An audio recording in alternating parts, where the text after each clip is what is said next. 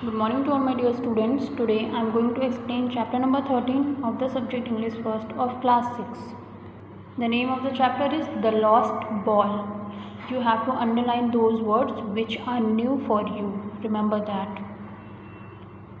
Deepak's father had brought him a lovely football for his birthday. He was sure Deepak would like it because he was very fond of playing his particular game.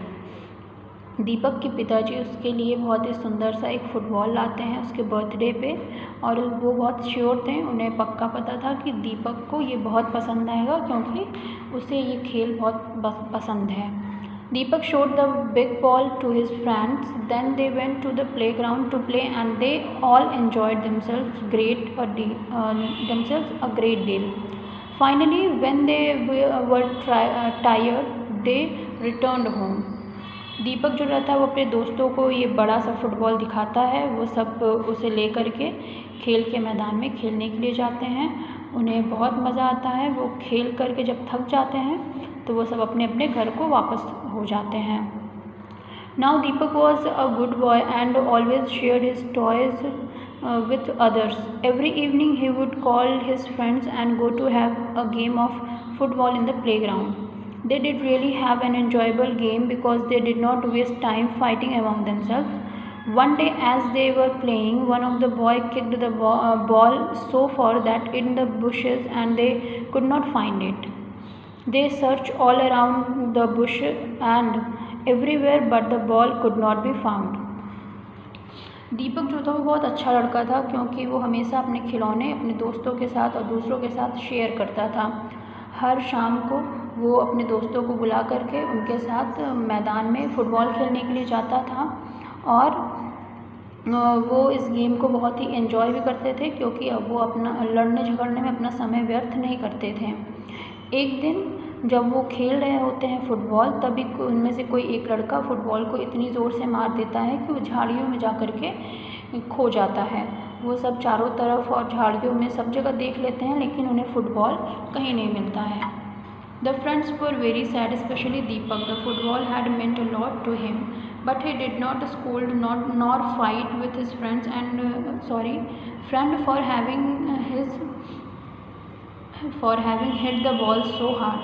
Do not worry, it was not your fault, Deepak told him. You just kicked the ball and it got lost. तो सारे जो मित्र रहते हैं वो सब बड़े उदास रहते हैं और दीपक सबसे ज़्यादा उदास रहता है क्योंकि वो बॉल जो था वो उसके लिए बहुत मायने रखता था. लेकिन इसके बावजूद वो ना तो अपने किसी दोस्त से लड़ता है और ना ही उन्हें कुछ भला बुरा कहता है. वो कहता है कि जिस लड़के ने उसे मारा था उस बॉल को, उससे वो कहता है ठीक है ये तुम्हारी गलती नहीं थी, तुमने तो बस उसे किक किया था. वो बॉल ही जो था वो बड़ी ज़ोर से वो चला गया दूर. Several days passed by but the ball could still not be traced. The boy had to find some other games to play. They played hide and seek and catch me. However, they all loved to play football because it was their favorite game. We will have to wait till one of us gets another ball, said Deepak. कई दिन बीत जाते हैं लेकिन इसके बाद भी वो फुटबॉल नहीं मिलता है. अब उन लड़कों को कोई दूसरा गेम ढूंढना था जो कि वो खेल सके. तो वो हाइड एंड सीक खेलते थे, कैच मी खेलते थे, कुछ भी हो लेकिन फ़ुटबॉल ही उन्हें खेलना बहुत पसंद था सबसे ज़्यादा क्योंकि वो उनका फेवरेट गेम था.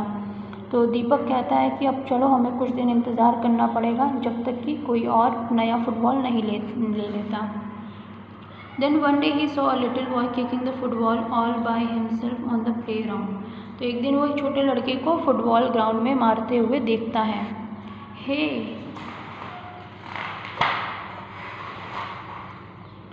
said Deepak, calling out him. Where did you get the football from? I found it over there, replied the boy. Is it yours? Yes, replied Deepak. We lost it some days ago. तो वो दीपक जो रहता है उस लड़के को बुलाता है और पूछता है कि तुम्हें ये फ़ुटबॉल कहाँ से मिली. तो लड़का कहता है कि मुझे ये फ़ुटबॉल वहीं कहीं से मिली है. तो दीपक उससे वो लड़का जो रहता है वो पूछता है कि क्या ये तुम्हारी है. तो दीपक रिप्लाई करता है कि हाँ, कुछ दिन पहले हम लोगों ने इसे खो दिया था. Immediately the boy handed the ball to Deepak. "You can take it back," he said. "Thank you for allowing me to play with it for a few days."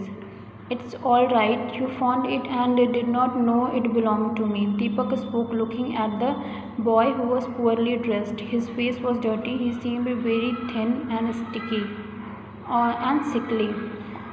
तो तुरंत वो जो लड़का रहता है वो दीपक को उसका फुटबॉल वापस कर देता है और कहता है कि लो, तुम इसे वापस ले लो और तुम्हारा बहुत बहुत धन्यवाद जो तुमने मुझे कुछ दिन तक इससे खेलने दिया। तो दीपक जो रहता है वो कहता है, नहीं ठीक है, मुझे तुम्हें नहीं पता था ना कि ये बॉल मेरी है। और ऐसा दीपक जो है वो उसकी तरफ देखते हुए कहता है। वो लड़का जो रहता है वो काफ़ी गरीब, दुबला पतला और बीमार लग रहा था कि उसका चेहरा भी बहुत गंदा था। As the boy was handing back the ball to Deepak, a small little tear trickled down his dirty cheeks.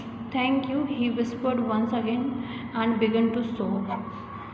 जब वो बॉल दीपक को दे ही रहा होता है तो उसके आँखों से आंसू आ जाते हैं और उसके गंदे गंदे गालों पे आंसू टपक आते हैं और वो धीमी आवाज़ में बोलता है, उसे फिर से धन्यवाद देता है और रोने लगता है। "Why are you crying?" inquired Deepak, holding the boy's hand.